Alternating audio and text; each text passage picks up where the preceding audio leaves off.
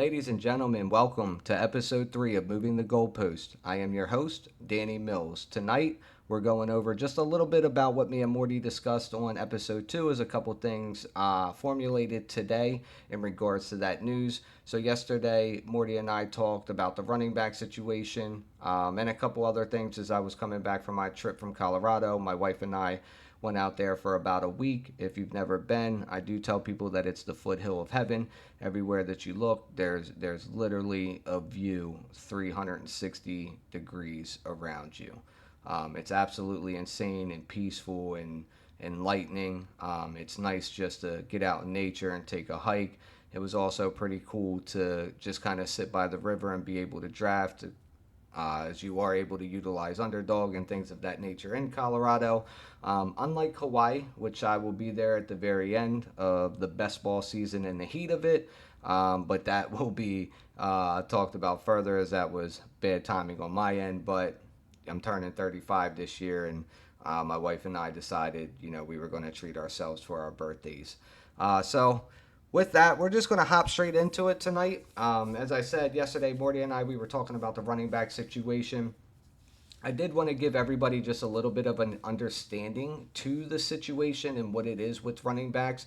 So what's happening is running backs, when they're coming into the league, they're getting put on the rookie contract, as everybody does. But for them, as they're coming off of their rookie contract, they're being franchise tagged for 2 years.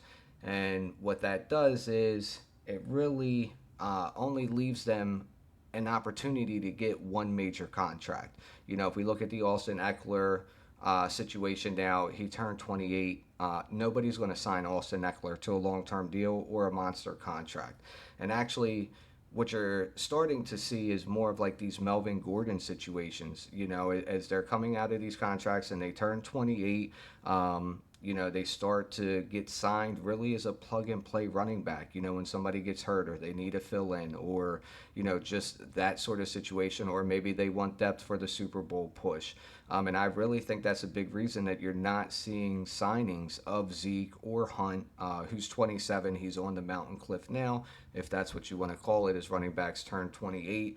But I really think for these running backs, like Zeke and Lenny and things of that nature, they're not going to sign until it's an opportunity for a plug and play, or somebody adds them for depth for their playoff or Super Bowl run. The other two backs that are on the franchise tag are Josh Jacobs and Pollard. I would definitely say that Josh Jacobs for me is the more scary one, meaning I could definitely see him sitting out or taking a lot longer to join the team. I also don't think Vegas is in a big rush. I think they're either going to, if Jacobs doesn't show up, they're going to just plug in Zamir White, or maybe they go to a little bit more of a dual backfield, so to speak. The other one, Pollard, he's on a 1 year prove it deal, and I think for him, I would imagine for him maybe that's something he's a little bit more okay with. He hasn't had the primary role. He's always had to share it with Zeke. So being able to step into that and take this 1 year deal and prove it, my only hope is that Dallas, it doesn't hamper him with Dallas and getting the long-term contract, is, Dallas did pay Zeke and did not get their return on their investment. Moving forward, or moving on, we're going to jump into Kadarious Toney. Nick and I discussed him yesterday. So he tweaked his knee during camp. His ADP started to drop almost rapidly. He has been pretty injury prone since he's come into the league. I am not completely out on Toney yet. I will take the ADP drop as he's starting now to get into the 90s, almost to the hundreds. I didn't think he would drop that rapidly, that quick. But I think with that being said, Andy Reid did say that they're hoping or expect him to be ready for week 1. I'm not 1,000% sure that he's going to get there. I got to say the doubt for me is really starting to creep into the back of my mind as to, is Kadarious Toney just going to be that stud or that superstar who just wasn't able to get onto the field? The first 3 years of his career, it's just injuries have followed him. The tough part for him, though, is when he has played, he has shown those flashes of superstardom. So I'm not going to go all the way out on him. I took him at 73, so I'm definitely going to take him at 93. I think Rashee Rice and MVS, you will start to see their ADP really start to rise. Sky Moore is getting up to 99. He was at 101, 100. I've seen him a little bit more around 99.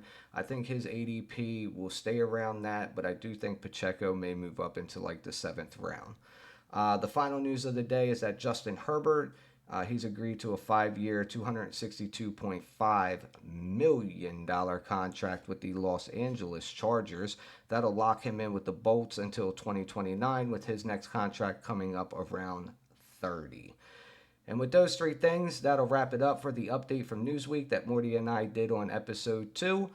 We appreciate those who take a moment to listen and give it an opportunity. Until next time, my friends, have a great day.